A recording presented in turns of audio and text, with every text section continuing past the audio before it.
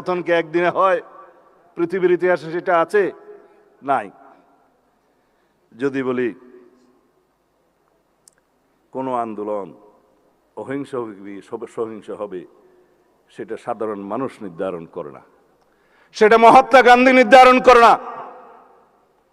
এই আন্দোলন রক্তজরা আন্দোলন, এই আন্দোলন রক্তাক্ত হবে কিনা, এই আন্দোলন সহিংস হবে কিনা, সেটা নির্ধারণ করে দিয়েছে ফ্যাসিবাদী শেখ হাসিনা। আমরা প্রতিবাদ করেছি, আমাদের ছেলেরা মেয়েরা প্রতিবাদ করেছে, শূন্য হাতে রক্তাক্ত হয়েছে, রক্তে রঞ্জিত হয়েছে, শহীদ হয়েছে, রাজপথ পিচ্ছিল করেছে, তারপরে গণ অভ্যুত্থান হয়েছে, ফ্যাসিবাদের মুক্তি হয়েছে।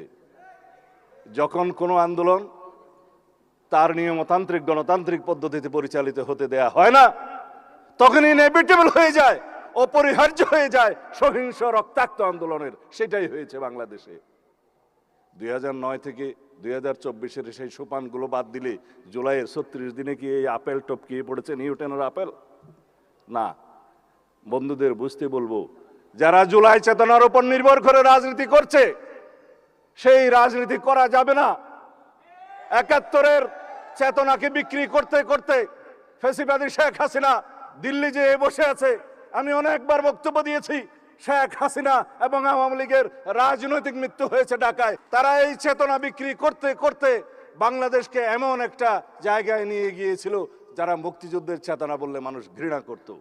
আমরা যেন জুলাইয়ের এই চেতনাকে কোনোদিন অসম্মান না করতে হয়, সেই রকম রাজনীতি করি। সবার সম্মিলিত প্রয়াসে আমরা কেউ কেউ হয়তো নেতৃত্ব দিয়েছি, আমাদের সামনের সারিতে যারা শহীদ হয়েছেন তারাই হচ্ছে আসল জুলাই যুদ্ধ, আসল নেতা। তাদের আকাঙ্ক্ষা বাস্তবায়ন করাই হবে আমাদের জন্য ফরজ। অথচ জুলাইয়ের কৃতিত্ব নেওয়ার জন্য, রাজনীতি করার জন্য সবাই প্রতিযোগিতায় নেমেছে। আমরা প্রতিযোগিতা করছি জুলাইয়ের আকাঙ্ক্ষা বাস্তবায়নের জন্য। আমার ভাই পরোয়ার সাহেব বলে গিয়েছেন, জুলাই জাতীয় সনদের বাস্তবায়ন করতে হবে সম্পূর্ণ, তার বাইরেও করব আমরা জন আকাঙ্ক্ষা অনুযায়ী। আসুন কথা বলি, সমাজের সমস্ত সেক্টরের সাথে আমরা কথা বলবো। তাদের প্রত্যাশা কি, জুলাই যোদ্ধাদের প্রত্যাশা কি, সাংবাদিক বন্ধুদের প্রত্যাশা কি, আইনজীবীদের প্রত্যাশা কি, বিশেষজ্ঞদের কাছে আমরা মতামত নেব, সংবিধান বিশেষজ্ঞদের সাথে বসবো, এডিটরদের সাথে বসবো। আমরা এমন একটা সংবিধান সংশোধনী আনতে চাই, যেই সংশোধনী নিয়ে আমরা অনেক বছর চলতে পারবো। কারণ বারবার জুলাই আসে না, বারবার 71 আসে না, বারবার বাংলাদেশে গণ অভ্যুত্থান হবে না। এবং এই গণ অভ্যুত্থানের মধ্য দিয়ে আমাদের যে অর্জিত আকাঙ্ক্ষা, যে প্রত্যাশা এই জাতির, সেই প্রত্যাশাকে যদি আমরা পূরণ না করতে পারি, সারা জীবন আমরা দায়ী থাকব। আমাদের পরবর্তী প্রজন্ম আমাদেরকে দায়ী করবে যে আপনারা বাস্তবায়ন করলেন না আমাদের প্রত্যাশা। সুতরাং আমি আর দুই একটা কথা বলেই, কয়েকজনের বক্তব্যের জবাব দিয়েই আমি বিদায় নেব। সেটা হচ্ছে, আমাদের এখানে শহীদ জননী এবং যিনি 2 চোখে অন্ধ হয়েছেন, জুলাই যোদ্ধা, তার কিছু আকুতি আছে। আমি মুক্তিযুদ্ধ মন্ত্রণালয়কে অনুরোধ করব, যারা আহত হয়েছেন, কর্ম করে খেতে পারবেন, তাদের বিবেচনা একটা ক্লাস করতে হবে। আর যারা এমন আহত হয়েছেন যে জীবনের জন্য বেকার হয়ে গেছেন, কিছুই করতে পারবে না, তাদের জন্য একটা ক্যাটাগরি করতে হবে। তারা যেমন 2 যুগে যুদ্ধ হয়েছে। যেই শহীদ জননী বক্তব্য দিয়ে গিয়েছেন, তার আকুতি আপনাদের শুনতে হবে। সবাই একই রকম ক্ষতিগ্রস্ত না। আমিও পার্লামেন্টে আপনাদের পক্ষে জবাব দিয়েছিলাম, ক, খ এবং গ শ্রেণীর অন্তর্ভুক্ত করে শহীদ, বেশি আহত এবং কম আহত, এইভাবে আপনারা পরীক্ষা করে দেখবেন। যারা তালিকাভুক্ত হতে পারে নাই, সেটা অবশ্যই আমাদেরকে তালিকাভুক্ত করতে হবে। আমি সবাইকে অনুরোধ করব, যারা বলছেন আওয়ামী লীগের রাজনৈতিক দল হিসাবে বিচার পরিচালনা করতে হবে, সেটা তো আমার বক্তব্য ছিল। 2025-এর 5ই ফেব্রুয়ারি প্রথম আমি এই দাবি তুলি প্রেস ক্লাবে, এখনো অডিও ভিডিও সব পাওয়া যায়। দলের পক্ষ থেকে বলেছি, রাজনৈতিক দল হিসাবে বিচার সুগম করার জন্য কনস্টিটিউশন আর্টিকেল 47-এর অনুসরণে আমরা আইন সংশোধন করেছি, আইসিটি একটা আছে। আমরা সেইভাবে ব্যক্তির যেভাবে বিচার করা যায়, এই মানবতা বিরোধী এবং গণহত্যার জন্য সংগঠনেরও সেরকম বিচার করা যায়। আদালত নির্ধারণ করবে আওয়ামী লীগের পরিণতি কি হবে। আমরা এক্সিকিউটিভ অর্ডারে যেমন কোনো রাজনৈতিক দলের নিষিদ্ধ ঘোষণা চাই না, কিন্তু বিচারিক প্রক্রিয়া অবশ্যই আদালত নির্ধারণ করবে এই আওয়ামী লীগের কি হবে। গণহত্যার জন্য যে দল দায়ী, যে দল মানবতা বিরোধী অপরাধের জন্য দায়ী, সেই দায়ী কতটুকুন সেটা তদন্ত হচ্ছে।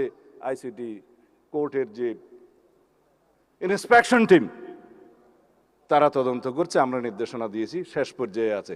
ইনশাআল্লাহ আওয়ামী লীগের রাজনৈতিক দল হিসাবে তাদেরকে কাঠগড়ায় দাঁড় করানো হবে এবং তাদের বিচার নিশ্চিত করা হবে।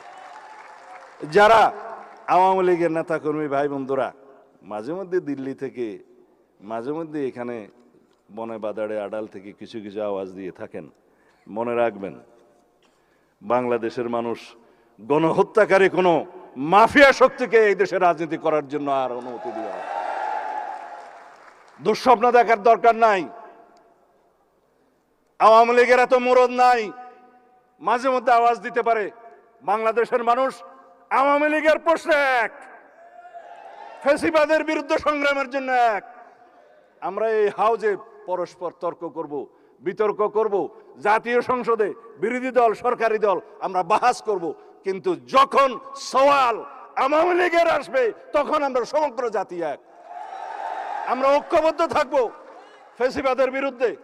এক প্রশ্নে আমরা ঐক্যবদ্ধ থাকব, এই জাতির সামনে কোনোদিন আমরা ফ্যাসিবাদের উৎপত্তি হতে দেব না, উৎপাদন হতে দেব না। কোন সরকার যাতে ফ্যাসিবাদী আচরণ না করে সেই জন্য জুলাই জাদুঘর আজকে রেখে এসেছি, ওখানে যেয়ে দেখে আসবেন। সবক নিয়ে আসতে হবে সমস্ত সরকারকে, যাতে কোনো সরকার ফ্যাসিবাদী আচরণ না করে, সেই জন্য ওইটা আমরা জীবন্ত জাদুঘর হিসেবে রেখে দেব। ধন্যবাদ আপনাদের সবাইকে।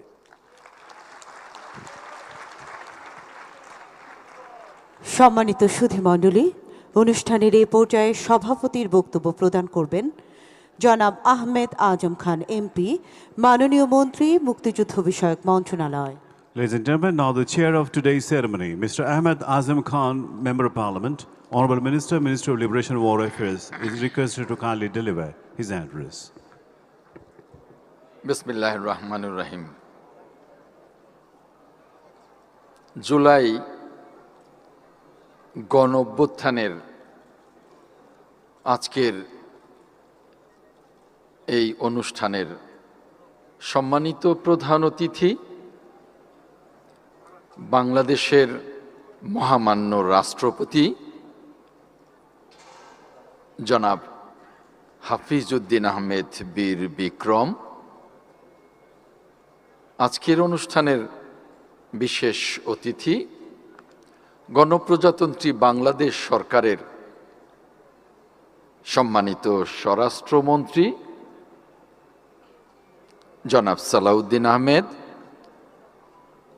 মুক্তিযুদ্ধ বিষয়ক মন্ত্রণালয়ের মাননীয় প্রতিমন্ত্রী জনাব ইশরাক হোসেন, সামনে উপস্থিত মাননীয় মন্ত্রীবৃন্দ, মুক্তিযুদ্ধ মন্ত্রণালয়ের সম্মানিত সচিব, আমার সামনে উপস্থিত বিভিন্ন মন্ত্রণালয়ের সচিববৃন্দ, এক্সিলেন্সিজ, সামরিক ও বেসামরিক ঊর্ধ্বতন কর্মকর্তাবৃন্দ, জুলাই শহীদের সম্মানিত পরিবারবৃন্দ, সম্মানিত জুলাই যোদ্ধাবৃন্দ,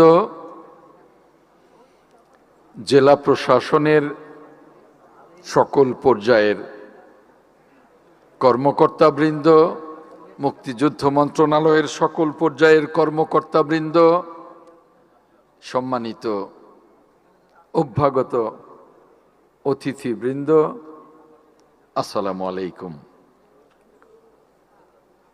আজকে এই অনুষ্ঠানটি একটি রাষ্ট্রীয় অনুষ্ঠান। কোন রাষ্ট্রীয় অনুষ্ঠান? যে রাষ্ট্র একটা গণ অভ্যুত্থানের মধ্য দিয়ে ফ্যাসিবাদকে বিতাড়িত করে নতুন একটি রাষ্ট্র ব্যবস্থা তৈরি করবার যাত্রা শুরু করেছেন। সেরকম সেই নবযাত্রার, সেই অভ্যুত্থানের পরিবর্তিত রাষ্ট্র ব্যবস্থার উপরে দাঁড়িয়ে সেই রাষ্ট্রীয় অনুষ্ঠান, আমরা রাষ্ট্রীয় অনুষ্ঠান, দলীয় অনুষ্ঠান, সংসদের অনুষ্ঠান, বিভিন্ন অনুষ্ঠানকে কিভাবে পালন করব, আমাদের কিন্তু ওই গণ অভ্যুত্থানের ফ্যাসিবাদীর পলায়নের মধ্য দিয়ে সেটাও কিন্তু সেই সুশৃঙ্খলতা, সেই গণতান্ত্রিক রীতি নীতি, সেই অনুষ্ঠানের বিভিন্ন অবয়বকে নিশ্চয়ই আমরা ধারণ করব, নিশ্চয়ই আমরা লালন করব এবং নিশ্চয়ই আমরা পালন করব।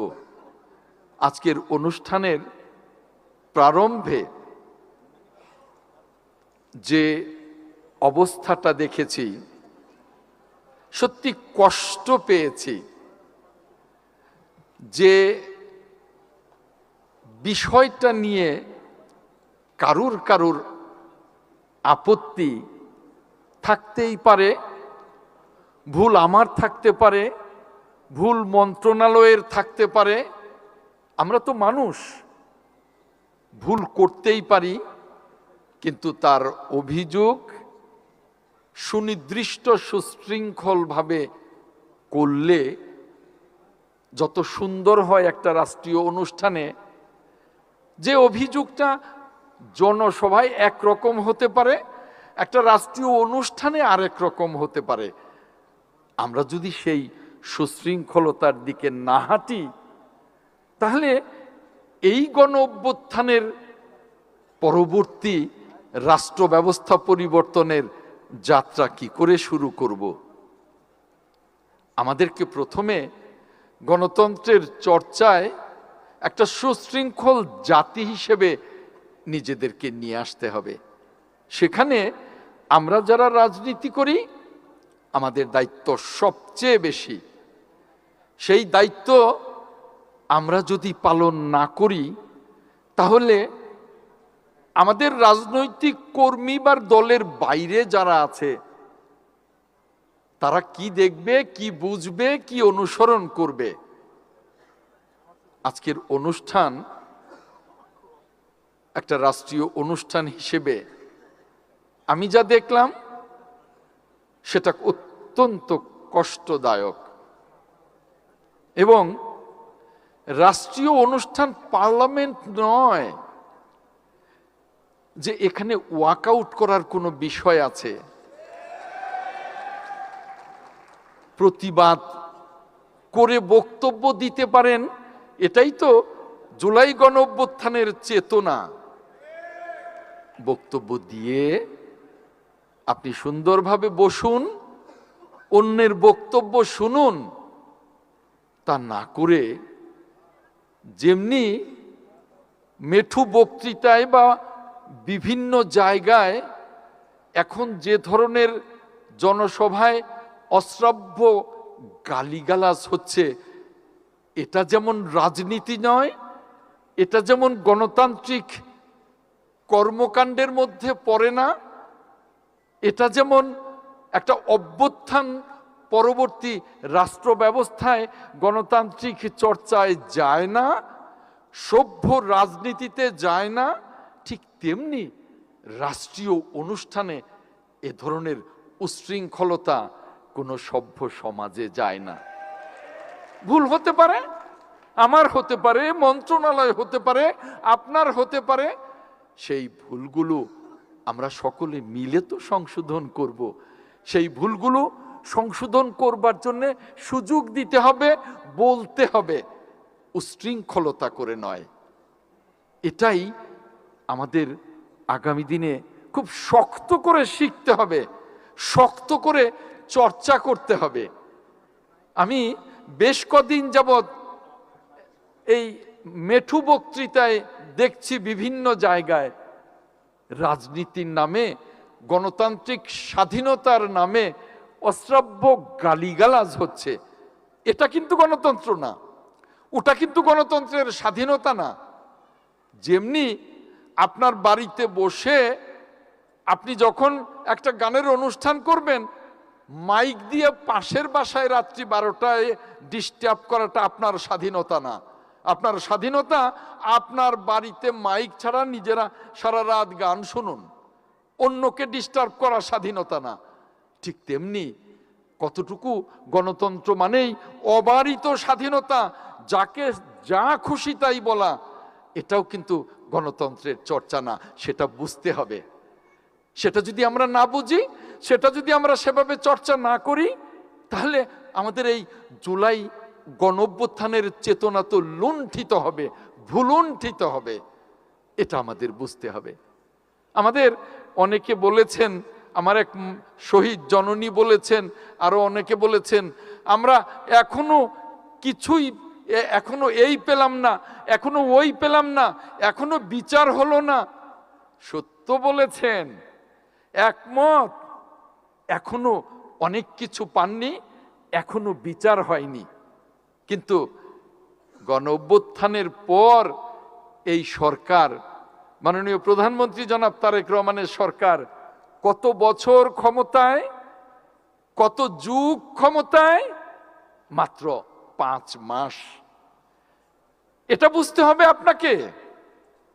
আপনি 4 বছরের মাথায় যদি বলতেন 4টি বছর চলে গেল, আমরা কিন্তু এই গণ অভ্যুত্থানের কিছুই পাই নাই, কিন্তু 5 মাসে তুলনামূলকভাবে ইঞ্চি ইঞ্চি করে আমরা কিন্তু অনেকটা দেবার চেষ্টা করেছি। মাননীয় প্রধানমন্ত্রী জনাব তারেক রহমানের নির্দেশে গণ অভ্যুত্থানের প্রত্যেকটা শহীদ, প্রত্যেকটা জুলাই যোদ্ধা, আহত, পঙ্গু, অন্ধ, প্রত্যেকের পাশে দাঁড়াবার জন্যে মাননীয় প্রধানমন্ত্রী জনাব তারেক রহমানের নির্দেশে মুক্তিযুদ্ধ মন্ত্রণালয় জুলাই অধিদপ্তর আমরা প্রতিষ্ঠা করেছি এবং এখন পর্যন্ত জুলাই শহীদদের সঞ্চয়পত্র দিয়েছি 231 কোটি টাকার। আমরা জুলাই শহীদদের ভাতা দিয়েছি 18 কোটি টাকা। আমরা জুলাই যোদ্ধাদের এককালীন অনুদান দিয়েছি 214 কোটি টাকা।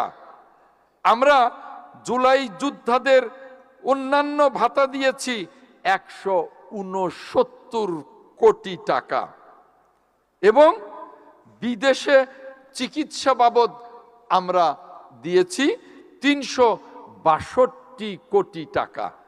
মোট 1006 কোটি টাকা, 1000 কোটি এবং 6 কোটি টাকা জুলাই যোদ্ধাদের জন্য, তাদের চিকিৎসা এবং বিভিন্ন ভাতার জন্য আমরা এই 5 মাসে ব্যয় করতে পেরেছি। মাত্র 5 মাসে। আমাকে অনেকে এখানেও বলেছেন, আমাকে বাইরেও বলেন, অনেক জুলাই যোদ্ধা আছে যারা এখনো গেজেটভুক্ত হননি, বন্ধ করে দেয়া হয়েছে। কারা বন্ধ করেছে? আমরা বন্ধ করি নাই। জনাব তারেক রহমানের সরকার বন্ধ করে নাই। আমি এই মন্ত্রণালয়ের দায়িত্ব নিয়ে প্রথম সভায় বলেছি, অনেক জুলাই যোদ্ধা গেজেটভুক্ত হয়নি, ওপেন করে দিলাম জুলাই যোদ্ধারা গেজেটভুক্ত হবেন। কেন বন্ধ হয়েছিল, কোন উদ্দেশ্যে জানি না, আমি আপনাদের বলছি। যেমনি ওই 71-এর মুক্তিযুদ্ধের পর গত ফ্যাসিবাদের 18 বছরে প্রায় 85,000-এর উপরে অমুক্তিযোদ্ধা বা ভুয়া মুক্তিযোদ্ধার একটা ফ্যাক্টরি ছিল। সেখান থেকে বের করে এই এত ভুয়া মুক্তিযোদ্ধা তারা তৈরি করেছে। আর অনেক মুক্তিযোদ্ধা বিএনপি সহ বিরোধী দলের বলে বাদ দিয়েছে। আমরা কোন জুলাই যোদ্ধাকে বাদ দেব না, আর ওই ভুয়া মুক্তিযোদ্ধার মতো জুলাই যোদ্ধা না, তাদেরকে গেজেটভুক্ত করব না। কথা দিচ্ছি আপনাদের সাথে, কথা দিচ্ছি। পরিষ্কার বলতে চাই, মুক্তিযুদ্ধ মন্ত্রণালয় এই জুলাই গণ অভ্যুত্থানের চেতনা বাস্তবায়নের জন্য প্রত্যেকটি জুলাই যোদ্ধা শহীদ পরিবারের প্রত্যেকের জন্য আমরা নিবেদিত প্রাণ হয়ে কাজ করব, কথা দিয়ে যাচ্ছি আজকে আপনাদের কাছে। আর একটি কথা, আমার শ্রদ্ধেয় নেতা মাননীয় স্বরাষ্ট্রমন্ত্রী বলেছেন, তবু আমি বলি, জামায়াতের বন্ধুরা প্রায় বলেন 72% ভোট আপনারা অবজ্ঞা করেছেন। আরে ভোট তো আজকের মাননীয় প্রধানমন্ত্রী তখনকার বিএনপির মাননীয় চেয়ারম্যান নিজে বলেছেন যে আপনারা ভোট দেন, অর্থাৎ এই 72% ভোটের 51%ই তো বিএনপির ভোট। কার ভোটের জন্য আপনারা এভাবে কথা বলেন? আমাদের ভোট। কেন? আমরা জুলাই সনদ বাস্তবায়ন করব। এই যে মাননীয় স্বরাষ্ট্রমন্ত্রী এখানে বসে আছেন, ওই যে একটা কমিটি হয়েছিল ডক্টর আলী রিয়াজের নেতৃত্বে, সেই কমিটিতে বিএনপির প্রতিনিধি ছিলেন স্বরাষ্ট্রমন্ত্রী জনাব সালাউদ্দিন আহমেদ। তিনি ওখানে কাজ করেছেন এবং এই জুলাই সনদ প্রথম দিন এই পার্লামেন্টের সাউথ প্লাজায় প্রথম বিএনপি স্বাক্ষর করেছে। ভুলে গেলে চলবে না, এনসিপি স্বাক্ষর করে নাই, অনেক পরে করেছে, প্রথম স্বাক্ষর করেছে বিএনপি।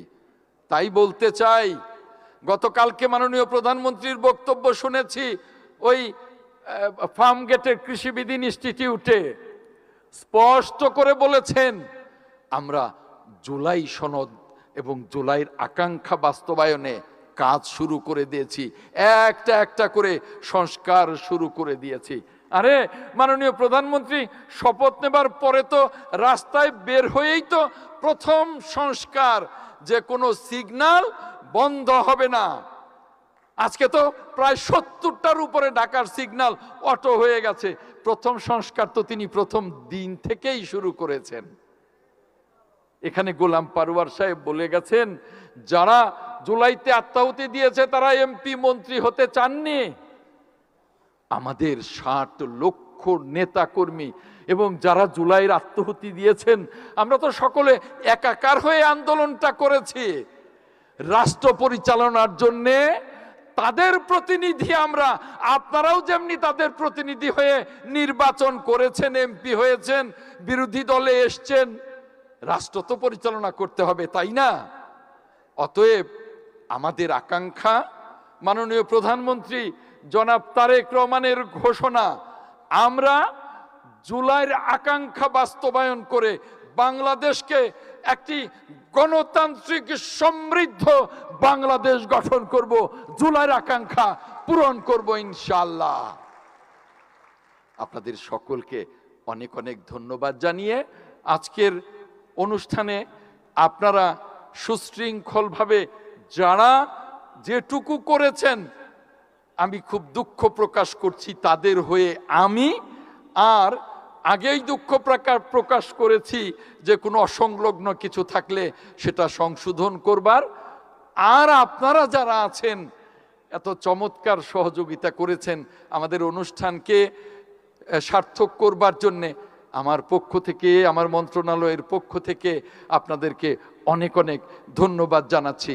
সহযোগিতা করেছেন বিভাগীয় কমিশনার, ঢাকা জেলা প্রশাসন, সকলকে ধন্যবাদ জানাচ্ছি। আমাদের বিভিন্ন মন্ত্রণালয় সহযোগিতা করেছেন, ধন্যবাদ জানাচ্ছি। সামরিক এবং বেসামরিক কর্মকর্তারা সহযোগিতা করেছেন, ধন্যবাদ জানাচ্ছি। আমি আপনাদের সকলকে ধন্যবাদ জানিয়ে আগামী দিনে আসুন আমরা সকলে মাননীয় প্রধানমন্ত্রী জনাব তারেক রহমানের নেতৃত্বে এগিয়ে যাই একটি সমৃদ্ধ বাংলাদেশ গঠনে, জুলাইয়ের আকাঙ্ক্ষা বাস্তবায়নে। আল্লাহ হাফেজ। বাংলাদেশ জিন্দাবাদ। সুধী মণ্ডলী, অনুষ্ঠানে এবার প্রধান অতিথির ভাষণ প্রদান করবেন গণপ্রজাতন্ত্রী বাংলাদেশের মহামান্য রাষ্ট্রপতি জনাব হাফিজ উদ্দিন আহমদ বীর Vikram. Distinguished guests, we now invite the chief guest of this ceremony, His Excellency, the Honorable President of the People's Republic of Bangladesh, Mr. Hafizuddin Ahmed Bir Bikram, to kindly deliver his address.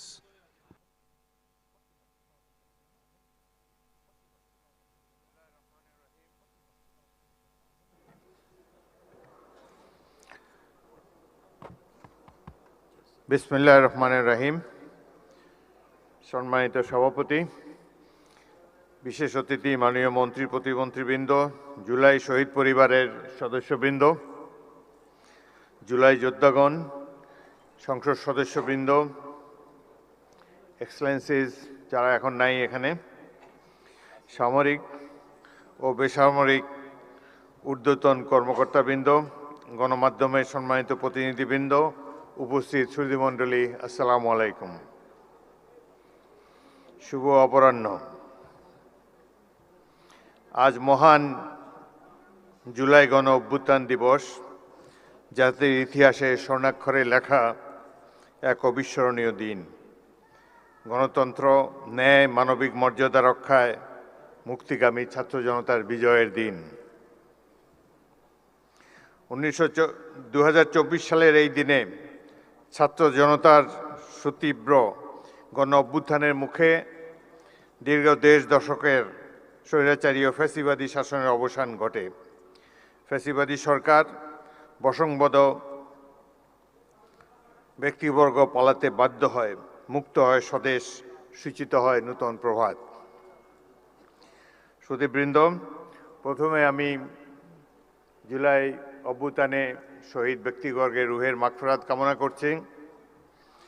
গভীর শ্রদ্ধার সাথে স্মরণ করি আবু সাইদ, মুগ্ধ, ওয়াসিম, ইয়ামিন, ফারহান, নাফিজ, সজল, রাব্বি, মিরাজ, এনাম, তাইম, নাইমা, ছোট্ট শিশু রিয়া গোপ ও আহাদ সহ জুলাই অভ্যুত্থানে উৎসর্গকারী হাজারো বীর শহীদকে।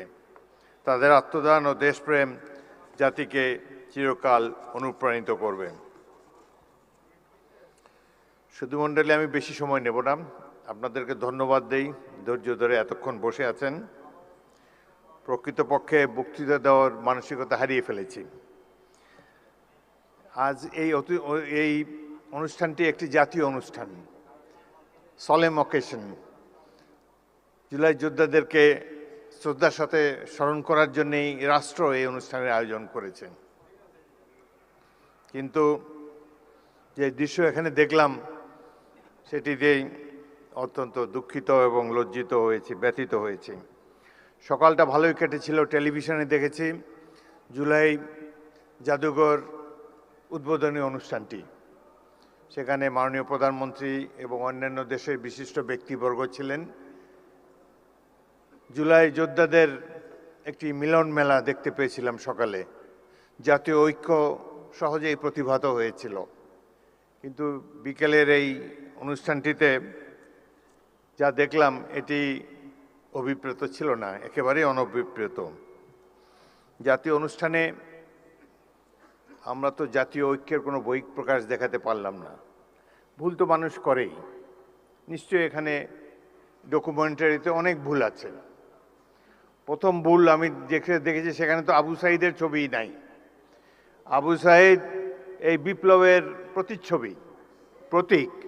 তার ছবি না থাকলে এটা কোনো ডকুমেন্টারি হলো না। সেখানে আরও নাই দেশনেত্রী বেগম খালেদা জিয়ার ছবিও তো নাই। সুতরাং কিছু ভুল হয়েছে এবং এই ভুল মাননীয় মন্ত্রী জোর হাতে স্বীকার করেছেন, ক্ষমা চেয়েছেন, বারংবার ক্ষমা চেয়েছেন। তারপর তো শান্ত হওয়া উচিত এই ধরনের একটা জাতীয় অনুষ্ঠানে। এটাকে পুষে সংসদের মতো একটা ওয়াকআউট, এটি বাঞ্ছনীয় নয়। আমি লক্ষ্য করেছি মাননীয় সংসদ সদস্য আক্তার, তিনি তার অনুসারীদেরকে প্রশমিত করার চেষ্টা করেছেন, কিন্তু বাংলাদেশের নেতাকে তো মানে না সহজে অনুসারীরা। প্রতি মুহূর্তেই তারা যে নেতার চেয়ে বড় এটা প্রমাণ দেওয়ার জন্য মুখিয়ে থাকে। সেই কারণেই এই ধরনের একটা অনুষ্ঠানের এই পরিণতি হলো। এখানে যারা বিদেশি বসা ছিল, আমি মনে মনে চিন্তা করছিলাম যে ইংরেজিতেই ভাষণ দেব, বিদেশিরা দেখুক 16 বছর আমরা কিভাবে কাটিয়েছি। কিন্তু তারা তো চলেই গিয়েছে। যাই হোক, জাতীয় অনুষ্ঠানে এই ধরনের বিশৃঙ্খলতা মোটেই কাম্য ছিল না। ভাই, আমরা তো জনগণের ভোট নিয়ে এখানে এসেছি, জনগণের নির্বাচিত প্রতিনিধি আমরা, হাওয়ার থেকে উড়ে এসে বসি নাই এখানে। সুতরাং এই সরকার নির্বাচিত একটি সরকার, এটুকু শ্রদ্ধা সম্মান প্রাপ্য। ভুল তো আমরা করি, আরো হয়তো সামনে আরো ভুল করব, সেই ভুল করলে তার জন্য মাসুলও দেব, কিন্তু সবাই মিলে ভুল সংশোধন করতে চাই। সকালে অনুষ্ঠানটা একটা চমৎকার একটা অনুষ্ঠান ছিল। প্রফেসর ইউনূস নিচে বসেছিলেন, তাকে মাননীয় প্রধানমন্ত্রী ডেকে এনে সম্মান দেখিয়ে তার পাশে বসিয়েছেন, স্টেজে উঠিয়েছেন। এটাই তো আমরা কামনা করি। সবাইকে আমরা সম্মান করতে চাই, কাউকে অপমান করার চেষ্টা চাই না। এখানে বক্তব্য দেওয়ার সময় কেউ বুয়া বুয়া বলে চিৎকার করে, রাষ্ট্রীয় অনুষ্ঠানে কি এগুলো মানায়? কবে আমরা শিখব? যাই হোক, অত্যন্ত দুঃখজনক। আমি আরো বেদনার্ত হয়েছি, অভিভূত হয়েছি। মা তার অন্ধ ছেলেকে নিয়ে এখানে দাঁড়িয়েছেন। তার ছেলেটি চোখ হারিয়েছে গণতন্ত্র পুনরুদ্ধারের জন্যে, আইনের শাসন কায়েম করার জন্যে। আজকে তারা আমাদের সামনে এসে দাঁড়িয়ে যদি মর্যাদাই না পান, তাদেরকে যদি আবারও ছোটখাটো চাওয়া পাওয়ার জন্য মন্ত্রীদের দ্বারে দ্বারে ঘুরতে হয়, সেটি জাতির জন্য লজ্জা। আমি আপনাদেরকে আশ্বস্ত করতে চাই, এখানে দুজন মন্ত্রী, নিচে জুনায়েদ সাকিব মাননীয় মন্ত্রী চমৎকার বক্তব্য দিয়েছে। এই সরকার তো আপনাদের নির্বাচিত সরকার, আমরা ভুল করলে আমাদেরকে শুধরিয়ে দিবেন। আমরা তো আর আওয়ামী লীগ হতে পারবো না, হতেও চাই না। আওয়ামী লীগের দেখেন, তাদের কোনো অনুশোচনা নাই। এত অন্যায়, অবিচার, খুন, গুম, মানি লন্ডারিং, হত্যা, নির্যাতন, আয়নাঘর, এতে তারা কোনো লজ্জাবোধ করে না তো। আবার বলে যে ডিসেম্বর মাসে আসেন, দেশে এসে পদার্পণ করবেন। আমরা অপেক্ষা করে আছি, আসেন দেশে। দেশে আছেন, দেখা হবে ইনশাল্লাহ রাজপথে। 27 বছর বয়সে মুক্তিযুদ্ধ করেছি, এখন 82 বছর বয়সে আরেকটা করব বাংলাদেশের জন্য। বাংলাদেশের জনগণের শাসন, গণতন্ত্র চিরস্থায়ী করে যাব আমরা। রক্ত দিয়েছি এই দেশের জন্য, যুদ্ধে আহত হয়েছিলাম 1971 সালে। এই ধরনের বাংলাদেশ দেখার জন্য নয়। ইনশাল্লাহ জুলাইয়ের যে ইতিহাস, গৌরবের ইতিহাস, পৃথিবীতে অনেক রাষ্ট্র আছে, তাদের এরকম নাগরিক নাই যে উদ্ধত সঙ্গীনের সামনে দুহাত তুলি আবু সাইদের মতো দাঁড়াতে পারবে। কোন জাতি এত সাহসী? আমরা সেই জাতি, তাদেরকে নিয়ে আমরা গর্ববোধ করি। আপনারা যারা এখানে এসেছেন, জুলাই যোদ্ধারা, মন খারাপ করবেন না। যারা জীবন দিয়ে গেছে 71 সালে, তারাও কিছু পায় নাই। আপনারাও যা প্রাপ্য হয়তো পাবেন না, কিন্তু এই সরকারের কাছ থেকে নিশ্চয়ই সম্মান আপনারা পাবেন। আমরা সেই সম্মান আপনাদেরকে দেব। গরিব দেশের যতটুকু সাধ্য আছে সবকিছু উজাড় করে দেব আপনাদের কল্যাণের জন্যে। বাংলাদেশের এই সরকারের সবচাইতে গুরুত্বপূর্ণ কাজ, জুলাইতে যারা আত্মাহুতি দিয়েছে সেই সব পরিবারের রক্ষণাবেক্ষণ করা। এটাই সবচাইতে পবিত্র দায়িত্ব। যারা আহত, চোখের দৃষ্টি হারিয়েছে, অঙ্গ হারিয়েছে, তাদেরকে সুস্থ করে তোলা এই সরকারের পবিত্র দায়িত্ব। ইনশাল্লাহ আমরা সবাই মিলে সেটি পালন করব।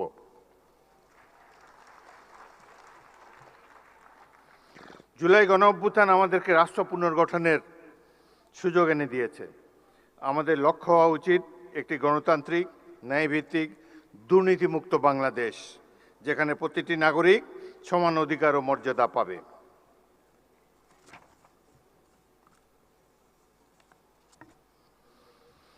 আজ আমরা একটি নূতন যাত্রার সূচনা পর্বে দাঁড়িয়ে আছি। এই যাত্রাপথ সহজ নয়, মতের ভিন্নতা থাকবে, কিন্তু জাতীয় স্বার্থ, গণতান্ত্রিক মূল্যবোধ এবং দেশের স্বাধীনতা, সার্বভৌমত্বের প্রশ্নে আমাদের ঐক্য, সংযম ও প্রজ্ঞার পরিচয় দিতে হবে। আমাদের সজাগ থাকতে হবে, যাতে কোনো বিভাজন, কোনো বিদ্বেষ বা কোনো সংকীর্ণ স্বার্থ যেন আমাদের জাতীয় অগ্রযাত্রাকে ব্যাহত করতে না পারে। আজকে এই দৃশ্যটি একেবারেই অনভিপ্রেত ছিল। ভুল ত্রুটি তো হবেই মানুষের, সেটি আমরা সবাই মিলে শুধরে নেব। কোনো কিছুই তো পারফেক্ট না, মানুষ তো ভুল করতেই পারে। কিন্তু এইভাবে যে বিদেশি অতিথিদের সামনে যে নাস্তানাবুদ হলাম, এটি আমাকে খুবই ব্যথিত করেছে। এবং এই ঘটনায় সবচাইতে খুশি হবে যিনি পাশের দেশে বসে আছেন, তার জন্য অত্যন্ত আনন্দের একটি দিন। যাই হোক, আমরা এটার থেকে ভবিষ্যতেও শিক্ষা নেব। আমি ধন্যবাদ জানাই সরকার সমর্থক যারা এখানে বসে আছেন, আপনারা যারা ধৈর্য ধরে রেখেছেন, কোনো পাল্টা কথাবার্তা বলেন নাই, সেই জন্য আপনাদেরকে ধন্যবাদ জানাই। আসুন, মহান জুলাই গণ অভ্যুত্থানের চেতনাকে হৃদয়ে ধারণ করে ঐক্য, দেশপ্রেম, সততা ও পারস্পরিক শ্রদ্ধার শক্তিতে আমরা এগিয়ে যাই। শহীদদের রক্তে অর্জিত এই নতুন সম্ভাবনাকে আমরা একটি বৈষম্যহীন, গণতান্ত্রিক, ন্যায়ভিত্তিক, মানবিক ও সুধী সমৃদ্ধ নতুন বাংলাদেশ নির্মাণে দৃঢ় অঙ্গীকারে রূপান্তরিত করি। 1971 মহান মুক্তিযুদ্ধ সংগঠিত হয়েছিল গণতন্ত্র প্রতিষ্ঠার জন্যে। 71 এই জনযুদ্ধ ছিল গণতন্ত্র প্রতিষ্ঠার যুদ্ধ। একইভাবে জুলাইয়ের এই যুদ্ধ ছিল গণতন্ত্র প্রতিষ্ঠার জন্যে। কেউ কেউকে বলতে শুনেছি, আমরা কি নির্বাচনের জন্য জীবন বিসর্জন দিয়েছি নাকি? নির্বাচন তো গণতন্ত্রের অনুষঙ্গ। এই দেশে যতদিন গণতন্ত্র থাকবে, সাধারণ মানুষের মত প্রকাশের স্বাধীনতা থাকবে, ততদিনই আমাদের স্বাধীনতা, সার্বভৌমত্ব অক্ষুণ্ণ থাকবে। সুতরাং গণতন্ত্র কোনো হেলাফেলার জিনিস নয়। যাদের জনগণের সামনে দাঁড়াবার শক্তি নাই, যাদের সেই অতীত নাই, জনকল্যাণ যাদের মাথার মধ্যে নাই, তারা নানা ধরনের তত্ত্বের সমাবেশ ঘটাবে। অনেক কথা বলার ছিল।